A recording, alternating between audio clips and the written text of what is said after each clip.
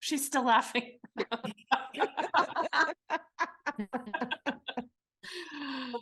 That's so funny.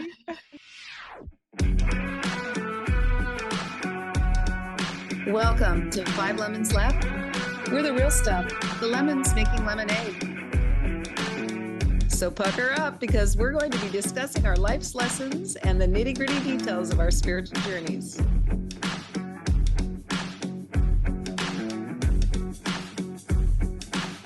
Hey y'all, I'm Amanda. And I'm Drusilla. I'm Melissa. Hello, this is Morgan. And I'm Penny. Welcome to our podcast today.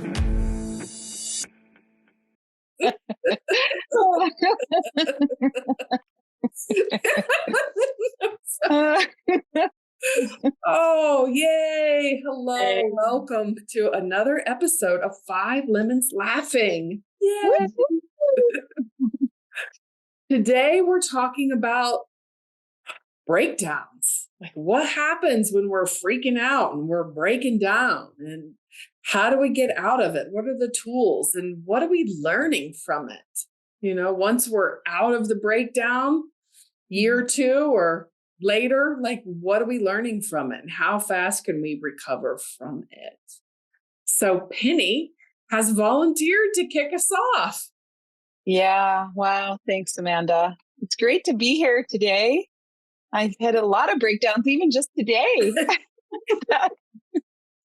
But you know, the way I'm learning that sometimes life is hard and sometimes life is easy and sometimes life is hard with breakdown. And if I can look at the purpose of those breakdowns to bring me gifts, then it's just another day. It's just another experience. So it's not a big deal. Or it can be a big deal. And then I can process it and sorry, I got a frog in my throat. Maybe it's because I don't want to talk about breakdown. Right? That's that throat chakra showing up. OMG. So a couple weeks ago, I was going through some processes, a situation at work. I'll just say it was a situation at work. And it's a yearly situation that we have going at work. It's an audit. And I've been running it for about 23 years. You would think that I would no longer be going into breakdown around this audit. But so we had it, and it started on a Tuesday, and I thought I was doing pretty good, and I was just gonna, I partnered up. I said my prayers. I made sure I did my pranayama and my asana, yoga, and got myself all ready for this audit. I mean, I was connected. I was doing it. And then we got into the audit, right? And things just didn't go the way I thought they should be going. And we had to change course after about 3 hours and split the audit into 2 rooms because, yeah. And so I went into a room with a couple of women, and then our other manager went into the room with other people. And so we split off. And I was just like, oh my God, I couldn't believe that. Yeah. I had to say, okay, we need to split this up. Not working the way it's going. It was just not working. And so I got home that night. We completed the whole day's audit, and it went okay. Nothing major. But I was in complete breakdown with myself. Is really who I was in breakdown with. Like I've been learning about myself that when things don't go the way I think they should, that I start to judge the situation as, I'm a screw up, or why aren't people doing what I want them to do? Or I start the judge in my head, which we talked about just last week with Jennifer, that judge, just start really coming in and trying to wipe me out, that ego, that nasty little ego, just trying to wipe me out. And I got into the house And I just like went in there and I went, oh my God, I can't believe that this just went like this today. And thank God for daughters and children and friends that can help us process, right? And it was my daughter. And she said, so mom, what's going on? Like, what are you feeling? Like, what's going on? And so she helped me like get to what she actually said, what are you afraid of? And I went, oh, I didn't even want to answer it. Like I was almost moved to tears because I didn't want to admit that I was afraid that the audit would go horribly and then we'd have to close our business. I mean, that's how I catastrophized about it. I just went right to we're out of business after 32 years or whatever. It's not going to happen that fast, I hope. And so she just kept asking me a series of questions like, what are you afraid of? And what would be the big deal? And I said, also, I have a fear that my manager that's in charge of this audit, he will not like the results and he'll quit. And then I have to do all the work. And I did all the work for so many years that I am done. I'm hiring subject matter experts at our company to take care of the work that I became a subject matter expert, but I don't want to be the subject matter expert any longer. And so I went there too, that he would quit. And then poor pitiful Penny, would have to do all the work. And you just see how I went into victim mode? OMG. It was in such a breakdown. And then my daughter just said, Mom, you don't have to do all the work. You are not alone. And she said those exact words. You're not alone. You don't have to do this by yourself. But that's where I go to. I think that it's all up to me. If it's to be, it's up to me and nobody can help me and I've got to do it and I will martyr it and be a victim. So she helped me get out of that and helped me get back into my right mind and realize that I'm not alone. I've got a lot of support in the human form. And I know I have a lot of support in the spiritual form. And I hired a team of angels again to help me out. And the audit, we had it for 4 days and some of it was hard and some of it was easy. And we got our findings and it was all stuff that we can resolve easily. And so I just really got into breakdown like in a nanosecond. And I was just listening to a podcast yesterday on the Happiness Lab. And the woman, Laura, who does that, she was interviewing Martin Spielberg, I think Selig, positive psychology guy. And when I was talking to my daughter, I was saying, I think I have post-traumatic stress syndrome around audit. And then I thought, oh my, I think I really do. Like I have an audit. I like go into this place in my head that's just like not good. And Martin was talking about post-traumatic growth. And so I've decided I'm going to have post-traumatic growth around this audit versus staying in the syndrome.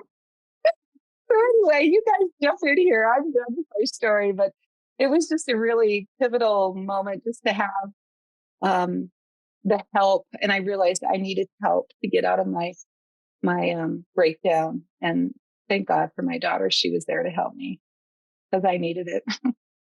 Yeah. So breakdowns can have breakthroughs, I guess is the point that I want to say. Yeah.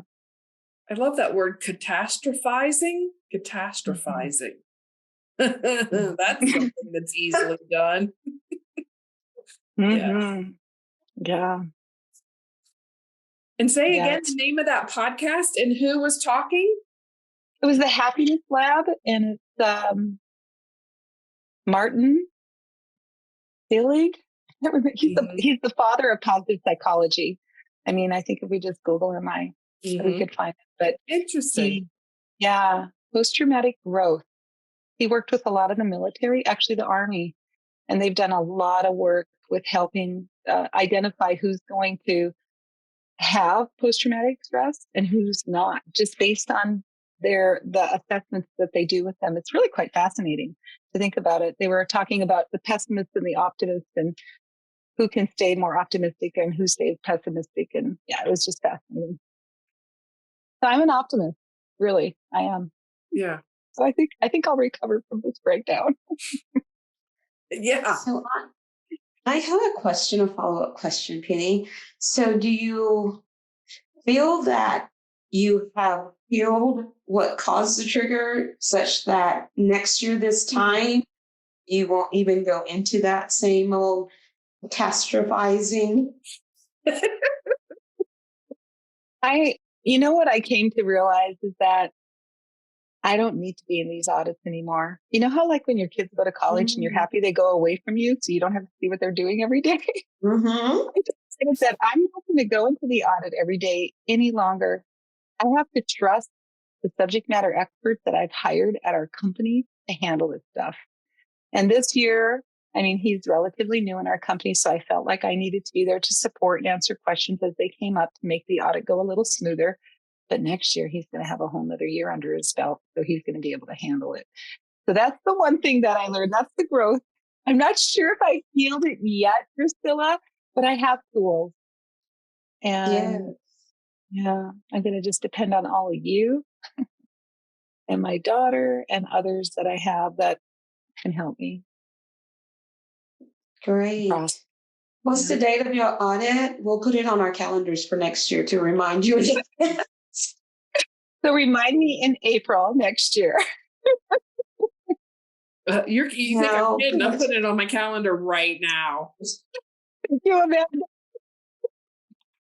I love that you use trust as the way out, because I do really feel like that is the epitome of a lot of what we put ourselves through, not trusting people and not trusting our creator, our source, that everything is going to work out fine. Yeah, like that. Yeah, me too. Thank you, Priscilla. How about you, Melissa? What's going on around breakdowns with you? Oh, well, I don't do Penny post-its, but I do Penny's comments that I need to talk about, fear and catastrophizing. And maybe it's our like Al-Anon stuff, but like and how we grew up. But that for me, when there's a lot of fear and I get stuck in a lot of fear, that tends to be when I have big breakdowns. Like it's like I get these blinders and I can't see my way out, and I just implode or kind of break down inside, breaking in. And I think how I get there and how I handle it, how I get there and how I am in it, is a reflection of how I did things as a kid. And how I get out is a reflection of how big my toolbox is, like you said. And so I've had really big ones. I've had at least 3 or 4 big ones in my life that I had to like leave work, couldn't leave the house, pretty much check out. Like I would say big breakdowns. And I think the biggest lesson I have from those is that they pass, and there will be a happy day again, and it will be a happy life again. Again, the blinders come on and you can't see that. So I think that accentuates the breakdown. It makes it bigger and scarier. But I've learned in 53 years, these things do pass. I had a breakdown when I was like 23, that I literally just kind of fear-based thoughts and just things about my life were kind of starting to add up, and I wasn't handling them, like really looking at them and actually just being loving to myself. I'm a real pusher througher. So I was pushed through it. Let's just not do it. Let's just move on. And it just built to the point where I literally just couldn't go to work for like a week. And I just had to call my boss and say, I have really no idea what's happening to me. I can't function. I can't come to work. So those, again, they're really scary, but they pass. And I think part of that, when you're in it, it's a lot of fear, a lot of catastrophizing. You just think it's not going to end. And I probably get into it because I've catastrophized. And I got there. The future tripping, right, Melissa? Yeah, like the future trip into the worst. Yeah. Oh my gosh. And there's no like gray area. It is like all hell's going to break loose. So the ways I've gotten out of it is to do a lot of inner child work. I really started actually probably doing inner child work a little bit before my 20s. And that has helped because I just feel like I was like this stranded little girl that couldn't function and didn't have a safe place. So if I could acknowledge all that from an adult, loving adult, it helped me work through it. That was part of my toolbox. The other part is support, friend support, family support, mental health support, therapy, just being able to talk about it. At first, I was like fearful and ashamed. And that just keeps you isolated. It kept me isolated. So when I start to reach out and talk, then that huge zap starts to, kind of dwindle a little bit. So it's like you bring it to the light, right, Melissa? You're bringing whatever that fear is to the light. And then as we bring it to the light, then it just dissolves it almost, right? Well, it doesn't dissolve it. For me, it doesn't dissolve it completely, but bringing it to the light really helps it to, I don't know, you guys help me out. What does it do? It helps diffuse all the electricity around it. Yeah. That drama, not a drama in a bad way, but like all the stuff we charge it with, the meanings we're making of it. The meaning of, like, my life's falling apart, something's wrong with me, am I crazy? All that. Not smart enough. Right. Stupid. Yeah. Right. No one else goes through this. Why am I? Yeah. Why is it happening to me? All that stuff. So, and I think trust, you also said trust, or Drusilla said it, trust is like, a huge, it's like building steps out of the breakthrough. That's a step. Building trust. Praying is another step for me, letting it go. I also, I get like attached to ideas that it has to be this certain way. And when life is not that way, it's hard for me to let go. And that is also a cause of a breakdown for me. And so I'm learning to let go before the breakthrough. Before the breakdown, like before the breakdown. So, again, 53 years in the making. So, slow learner, but I'm getting it. Okay, now stop it, Melissa. Yes, stop. Don't talk bad to yourself. We don't gossip about ourselves, remember? Okay. Oh, I love that rule. Yeah. But really, like, and I figure I might have another breakdown. Who knows? But if it comes again, I just build those little steps to get out of it. Well, and you have all of us to support you and love you through it too. So, and I was going to say too, I think Buddha says that when we become attached is when suffering begins. Yes. Yeah. So that's exactly what I was going to respond to, Melissa, the attachment. And I was thinking that, Penny, yes, you were attached to the outcome and that created the drama around it. Yes.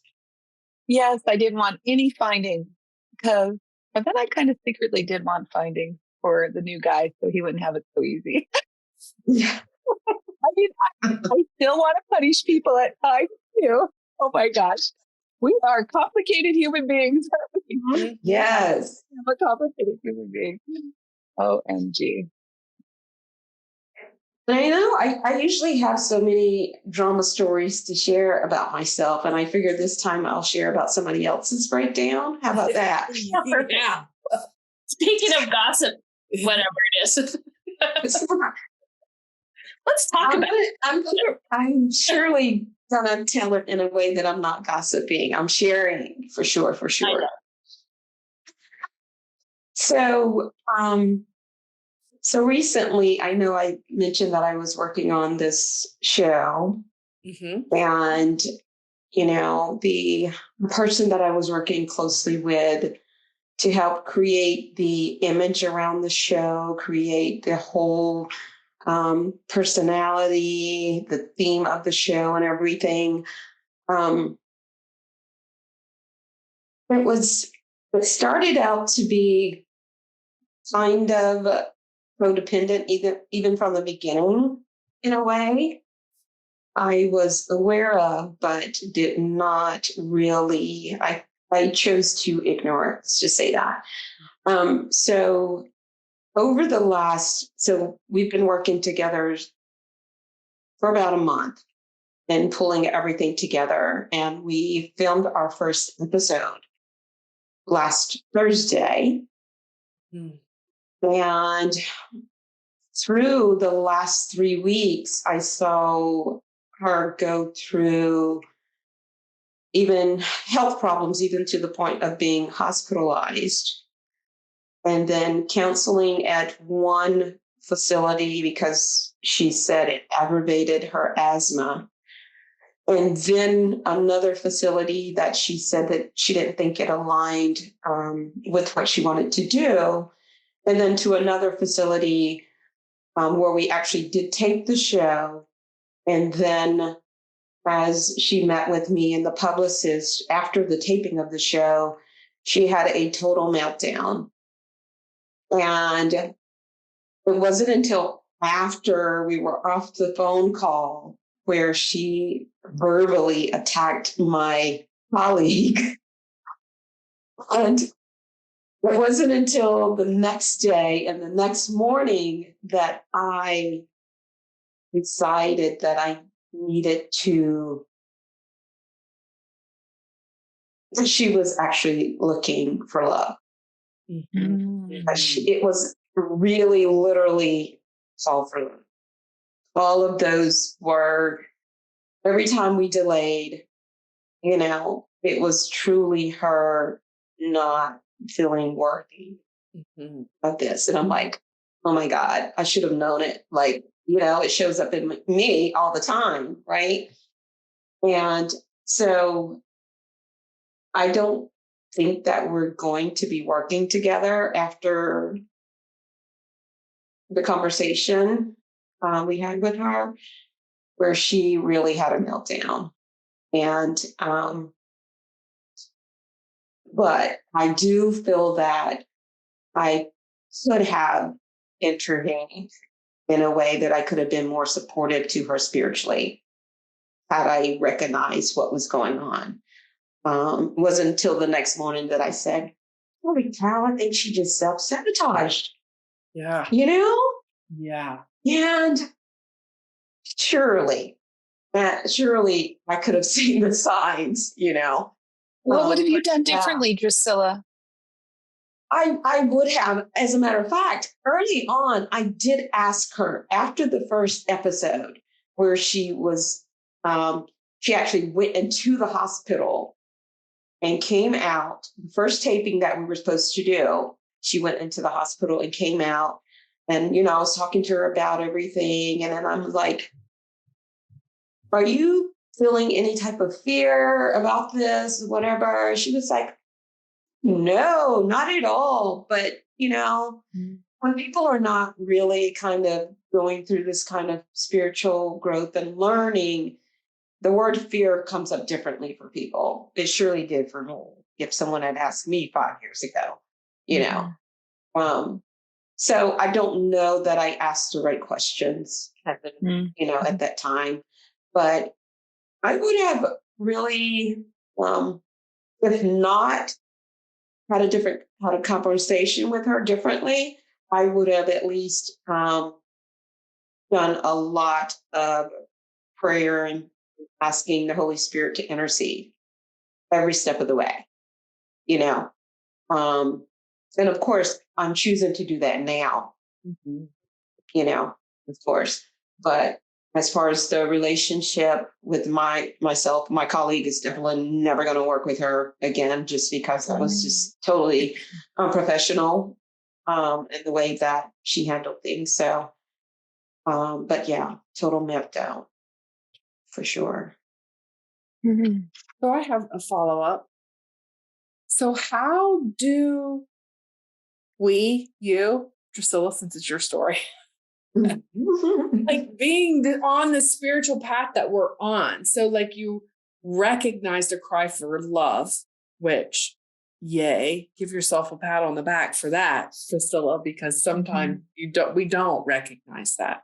So how do we recognize the cry for love, not judge, have compassion, and have our boundaries, are what we are going to have, what we're going to do? Like, how do we?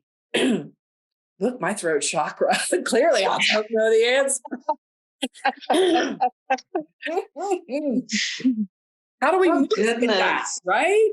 Such a great follow-up, you know, because I felt that during that one call, which it was her, my colleague, the publicist, and myself.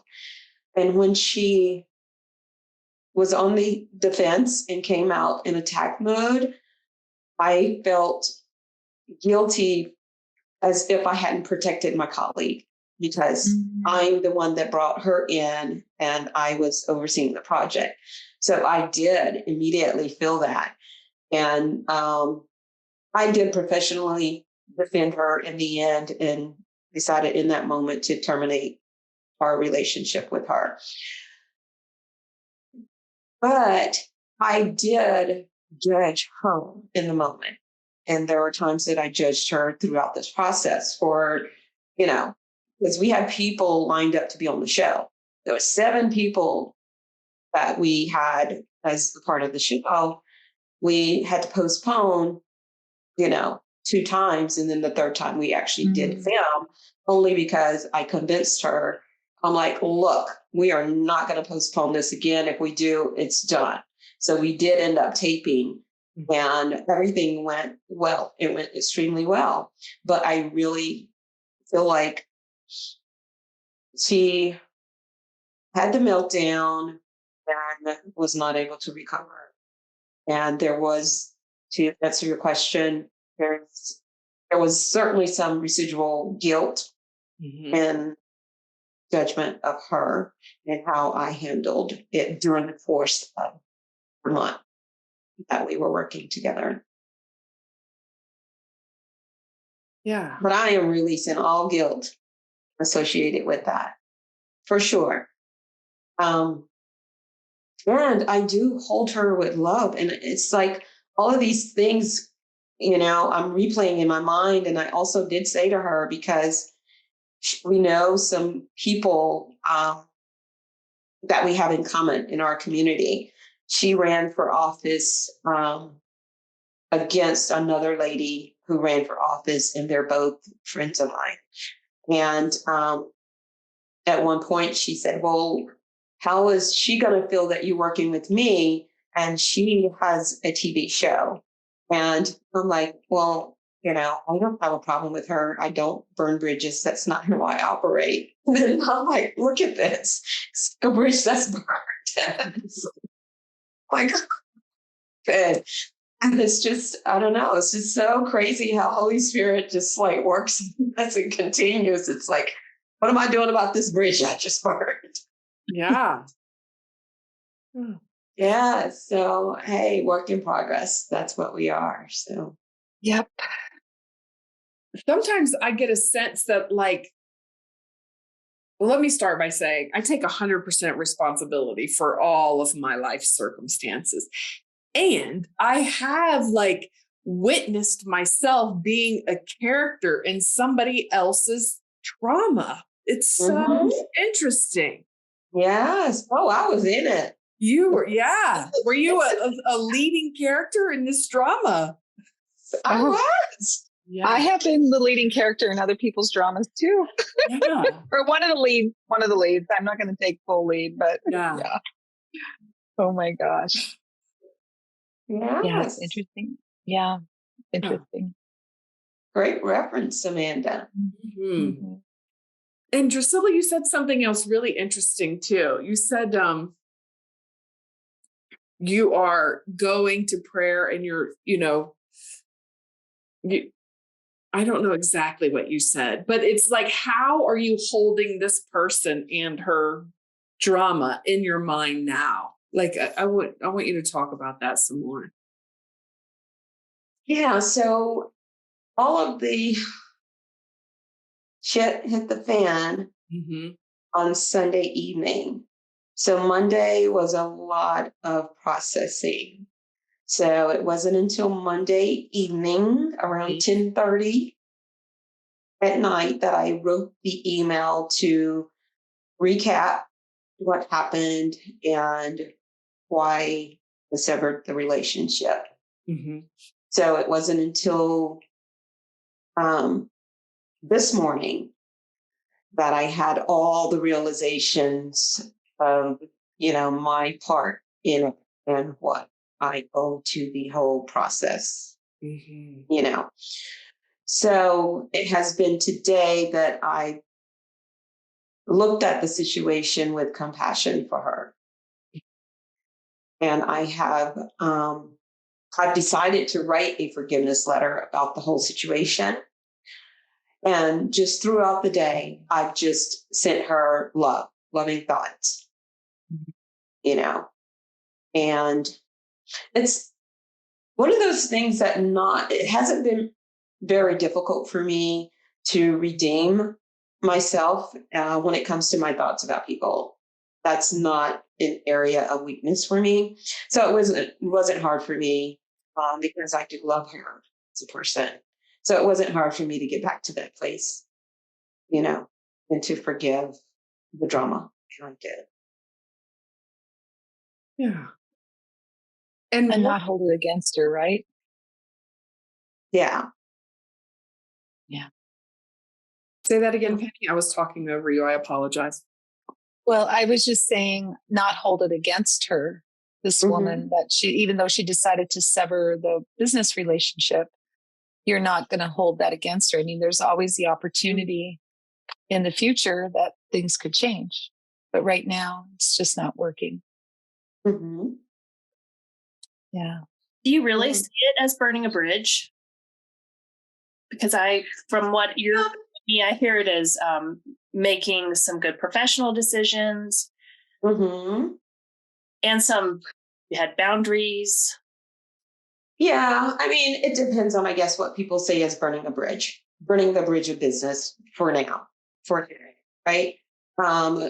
If I saw her again, I'm sure I would hug her and she would probably hug me back,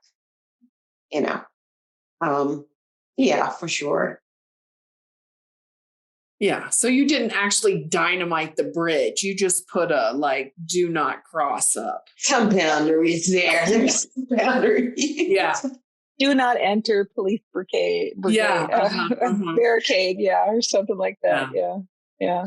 Under inspection, do not cross, Yeah. Yeah. That's a good one. But, I just wanted to say too that our buddy Morgan isn't here today, and that's not the Morgan you're talking about, Drusilla, but she is on a trip, and so we miss Morgan and would have loved to have her input into this conversation too today. Yeah. Thanks for bringing that up, Penny. We do miss you, Morgan. If you're listening, Yes, you do. And love you. So, any final thoughts on burning bridges? I don't know why that came up. I want to say something just for our audience that I think that sometimes we can go into a breakdown because of hormones. And, like, I just do think that women really, it's like the gas in our engine. And sometimes we don't realize what's happening, and we could have hormone issues. And that could be, not that that's an excuse for behavior, but like, I know that in my life, I have gone to certain fearful areas in my head, or, mucked up thinking, because my hormones were all out of whack. And so I just think that there's lots of elements that can play a part in a breakdown. Yeah. And that's why being very gentle and loving and kind, and also aware with yourself, is a really good tool. Just to see the whole circumstance of what's going on. Well said. And Melissa, you said something earlier too that really struck a chord with me. My personality isn't break down, but you said break in, right? Like a shutdown. Like, I don't necessarily have the external appearance of breakdown, but I certainly do shut down. Mm-hmm. So thank you for saying that.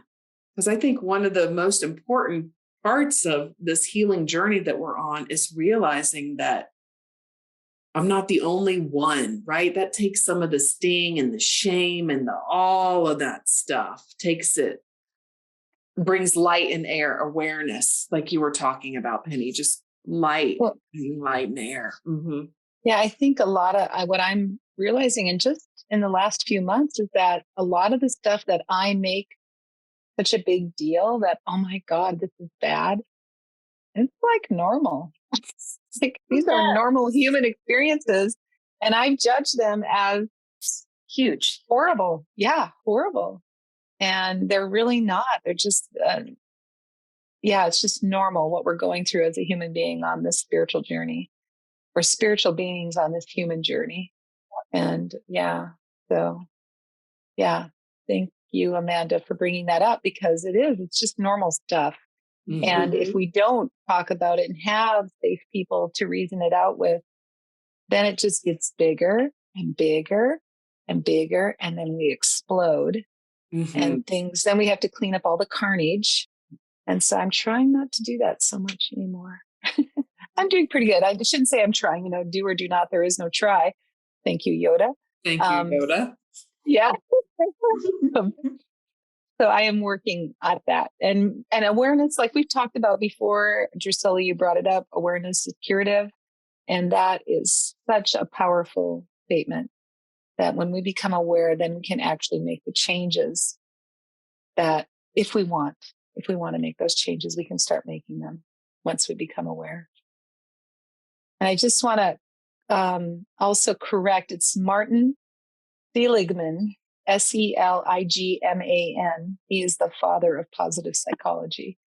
I just looked it up, and he's on Dr. Laura Santos' The Happiness Lab podcast is what he was on. The Man Who Invented Happiness was the podcast. Yeah. Thanks for the clarification, Penny. And thank you guys. Yeah, Yeah. Do you want to post it or do what? Oh, I do. I have a couple. Okay. Penny's posted. Okay. Yeah. Trust is our way out of breakdown. Yes. Okay. And fear equals breakdown. Trust equals breakthrough. Oh, yeah. And the last one, 100% responsible for 100% of my results. Yeah. Nice. This way. Yeah. Love it. Yeah. Love it.